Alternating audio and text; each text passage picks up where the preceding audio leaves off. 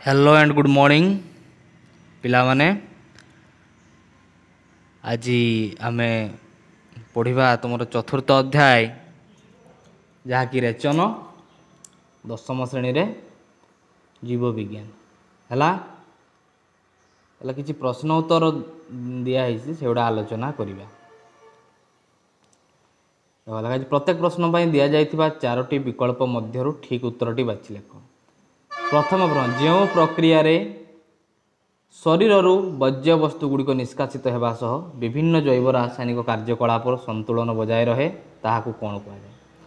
Option A पचन, option B जनन, option C रेचन, option D परिवहन और संचालन। ताहले यार राइट आंसर हो कौन? रेचन। क्वेश्चन नंबर 2, शरीर में पुष्टिसार चयापचय फल क्यों उपादान निर्गत होता है? इंपोर्टेंट प्रश्न। शरीर में पुष्टिसार चयापचय फल क्यों उपादान निर्गत हुए कह पिला माने तुम मैंने है यार उत्तर मु कहबी ना, तुम्हें निजे कह। ठीक अच्छे। नंबर 3, यूरियार संकेत निम्नलिखित मध्य क्योंटी? वेरी इंपोर्टेंट क्वेश्चन है। यूरियार संकेत कौटा? NH2 CO NH2, B is the right answer. Okay. Question number 4, रेचन प्रक्रिया रे क्यों प्राणीर शरीर अधिक जल क्षय होता है? देख, रेचन प्रक्रिया रे क्यों प्राणीर शरीर अधिक जल क्षय होता है? यार आंसर कह पिला माने ऑप्शन ए पतंग, स्तन्यपायी, पक्षी, सरीसृप। वेरी वेरी इंपोर्टेंट कह। ताहले यार आंसर हो कौन ना सी। सी इज द राइट आंसर, स्तन्यपायी प्राणी है एम शरीर अधिक जल क्षय हुए। नंबर 5 क्वेश्चन, क्यों जोड़ाटी असंबंधित? क्यों जोड़ाटी असंबंधित माने क्या सहित कार संपर्क नहीं? जमी चेप्टाकुर्मी, शंखचिकी निधानी, मनीष ब्रुकक, जोक नेफ्रिडिया, झिंटिका माल्फिगियान नलिका। देखो ये इंपोर्टेंट होची कौन? मनीष ब्रुकक द्वारा रेचन करे, जोक नेफ्रिडिया द्वारा करता, झिंटिका भी माल्फिगियान ट्यूबुल बा माल्फिगियान नलिका द्वारा रेचन प्रक्रिया करे। किंतु चेप्टाकुर्मी, शंखचिकी निधानी हम ना। शंखचिकी निधानी कहार थाए? एमोइबार थाए। ठीक अच्छे, तेणु यहाँ भूल। निम्नस्थ क्यों जीवर निर्दिष्ट रेचन अंग न थाए? इंपोर्टेंट क्वेश्चन, क्यों जीवर निर्दिष्ट रेचन अंग न थाए? वेरी वेरी इंपोर्टेंट कह। स्पंज, ये बी हूँ राइट आंसर, स्पंज रोचे रेचन अंग न थाए। ठीक अच्छे। आउ समस्त थाए, एमोइबार अच्छी तो मुझे कहली ए शंखचिकी निधानी, बेंगर भी रेचन अंग अच्छी है, झिंटिकार भी रही माल्फिगियान ट्यूबुल। नंबर 7, मनुष्यर रेचन तंत्र निम्नलिखित क्यों अंग गुड़ी को नहीं गठित? देखो मनुष्यर है रेचन तंत्र क्या नहीं गठित ना? तुम ऑप्शन देती देख एबीसीडी देती कौटा हम कह ना? ब्रुकक, मूत्र सारणी और मूत्राशय। यही हूँ तीनो को नहीं आमर कौन रेचन अंग गठित। ठीक अच्छे। नेक्स्ट क्वेश्चन को क्वेश्चन नंबर 8, ब्रुककर आकृति किपरि? बहुत सिंपल क्वेश्चन। ब्रुककर आकृति हूँ शिंब मंजी परी। नंबर 9, जड़े वयप्राप्त व्यक्तिर ब्रुककर प्रस्थ प्राय केते सेमी? वयप्राप्त माने वयस्क बा गोटे मैच्योर्ड पर्सन जार बयस 18 वर्ष ऊर्ध होता है, तार ब्रुककर प्रस्थ के 5 ରୁ 7 सेमी हो। Very important. ओके। नेक्स्ट देखा 10 नंबर, ब्रुककर भीतर पाखे खालुआ अंश को कौन कहुए? Very important.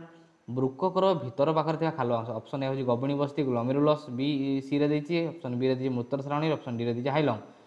सो यार राइट आंसर हो कौन? हाइलम। 11, प्रत्येक ब्रुकक भितर प्राय केते संख्यक अति सूक्ष्म ब्रुककीय नलिका थाए? प्रत्येक ब्रुकक भितर प्राय केतेटा ना 10 लाख अधिक।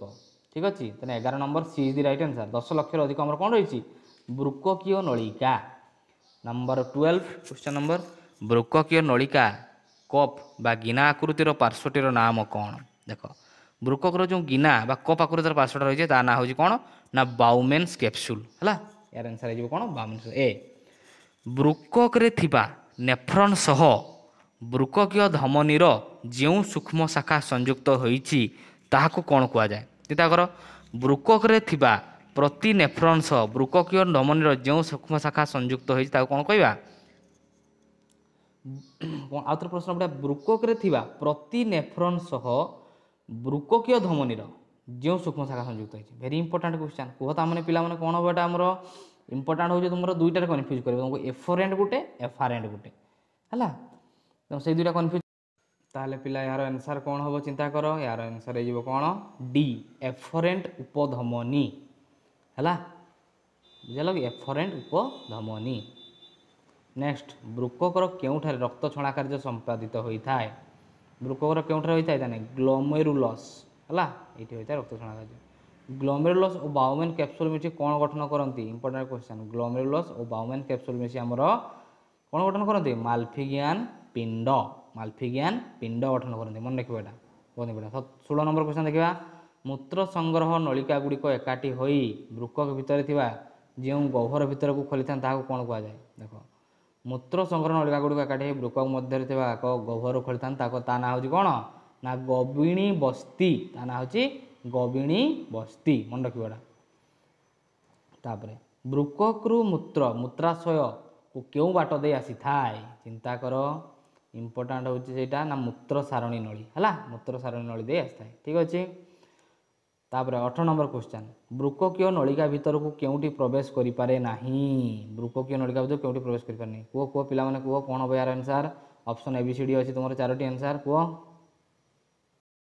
ताले कौन हम यार आंसर ना यार आंसर हो तुम कौन ना बृककीय नलिका भितर क्योंटी प्रवेश करें ना प्रोटीन है प्रोटीन हो यार आंसर आउ सब प्रवेश करें नेक्स्ट क्वेश्चन नंबर 19 निम्नोक्त मध्य क्यों उपादान निष्कासित न हो कैशिक नली भीतर को पुनर्शोषित होता है क्योंटी निष्कासित न हो कैशिक नली को पुनर्भाव शोषित होता ना आम रोचे ग्लुकोज और आमिनो एसिड माने जदि आम मूत्र बाट बाहर को बाहरी जाए ग्लुकोजटा आम शरीर कमिज तो मूत्र बाट जब बाहरी जाए हाँ कि नहीं तेणु ए एमिनो एसिड भी आमिनो एसिड मैंने कौन प्रोटीन हो एमिनो एसिड हूँ गोटे प्रोटीन तेणु प्रोटीन और जब ग्लुकोज श्वेतसार जातीय खाद्य बाहरी पड़े आम शरीर शक्ति किए जोगेब है तेणु एने पुनर्शोषित होता क्वेश्चन नंबर 20 मूत्र रे क्यों वर्णकणा हेतु सुस्थ व्यक्तिर परिस्रा रंग ईषत हलदिया होता है चिंता कर बहुत इंपोर्टेंट बहुत थर मुझे यूरोक्रम है मूत्र रे यूरोक्रम वर्णकणा हेतु परिस्रा रंग ईषत हलदिया हो जाए okay this is for today